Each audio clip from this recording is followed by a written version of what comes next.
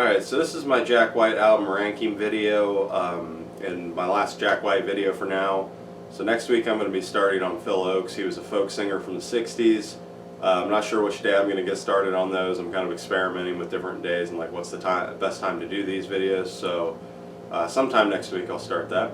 So anyway, these albums were kind of hard to rank. I like all of these albums. Some of them were easier to place than others, but the last two were pretty hard. So the first or worst album, I guess, because one of them has to be number 6. I have Fear of the Dawn. This one, I mean, I like this album. I like it as a whole more than I like the individual songs, and I think that's why it ended up in this place. Kind of the way I ended up doing this ranking was like, I'm like, okay, which one of these has more songs that I would put on a playlist than the other one?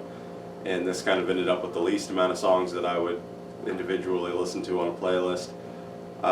That said, I do enjoy this album like as a whole listening experience more than I do like listening to the individual songs. But yeah, this ended up pretty easily in last for me, even though I do like this album. And 5th, I have Boarding House Reach. This one was a little harder to place. I kind of wanted to put this like one spot higher, but when I looked at the amount of songs I liked on it versus the other albums, I kind of just ended up having to put it here. I do enjoy this album a lot. I listen to it a lot. I think it's a really interesting album, but it's just kind of weird, and just song for song, I would pick more songs off of the other albums. 4th, I have Lazaretto. Not a lot to say about this one, but it's another one that it was kind of hard to place. This one, I like a lot of songs on it, so I felt like it could have been higher. But yeah, it ended up here. 3rd, I have Blunderbuss, the debut album, and I don't know. I almost feel like this one could switch places with Lazaretto.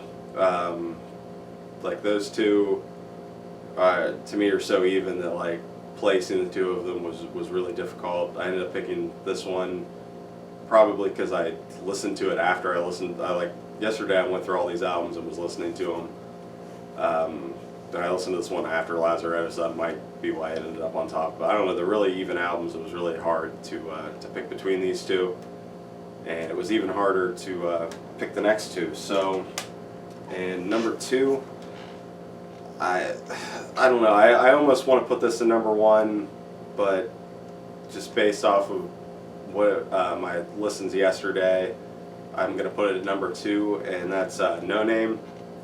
So yeah, this one probably will, or I mean, might be number 1 for me someday. It's definitely the most like White Stripesy sounding album that he's done so far.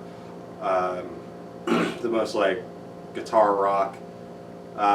Just a lot of stuff I like on this album, but I don't know. I just kind of had to put it number 2 based off of my listens yesterday.